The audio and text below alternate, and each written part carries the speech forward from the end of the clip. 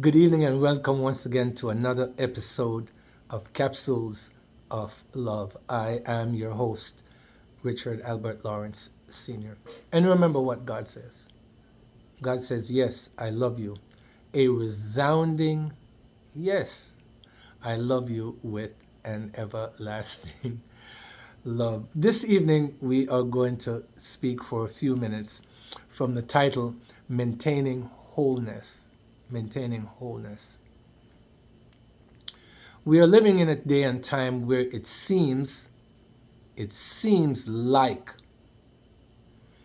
there's a lot of people walking around broken. I know since the election in November, almost half of the US population feels somewhat broken. Whether Donald Trump would have been the president or not, there still would have been another half of America had Joe Biden or Kamala Harris won. There would have been another half of America that would have been broken. So there is still a fraction of this society that is broken, but it's not just in the United States. Costa Rica, I've been there recently. I came back from there in November. Broken people. Jamaica, broken people. It seems like everywhere you look, everywhere you turn around, it seems like there's just brokenness somewhere. But there are some things that we can do to help each other to remain whole. So how does maintaining wholeness look like? Only for this episode only, we will do a subsequent episode again on it. How do I maintain wholeness? Let us start with relationships. Whether it is a husband-wife relationship, mother-daughter, it doesn't matter what the relationship is.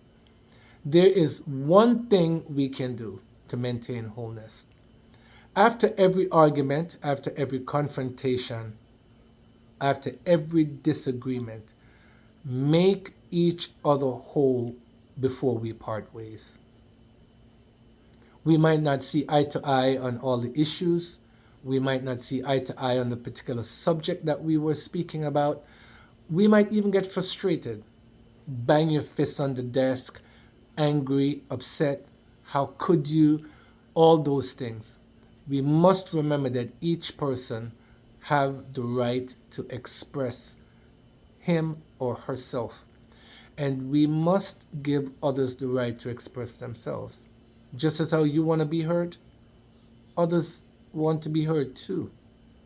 You and I are not the only one that want to speak and everyone else have to listen. No. When it is your turn to speak, you speak, and you will hope that your party would give you the respect enough to wait until you're finished before they start commenting on something, and vice versa. Hopefully when your party now begins to speak, that you would give them the courtesy and the respect to remain quiet, take notes if you have to, and allow them to speak freely. And then at the end of the dialogue, make sure, even if you can't hug and part ways, make sure each other become whole. What does that mean? If the argument was so heated that you call each other out of names, say I'm sorry. If you can hug, that will even be much better. If you don't feel like hugging because the conversation is still heated, walk away and say, you know what, even though we had such a rough time discussing what we were talking about, guess what, bro? Still love you. Guess what, sis? Still love you. You know, yes, we can agree to disagree. Never walk away from a conversation, from an argument, from a discussion wherein you feel so broken, or you have left someone so broken that you get comfortable with the idea that it's okay to just let someone feel broken by how you acted or by the things you say. And it's okay. It's not okay. How would it be if someone broke your spirits? How would it be if you were the one that was hurt?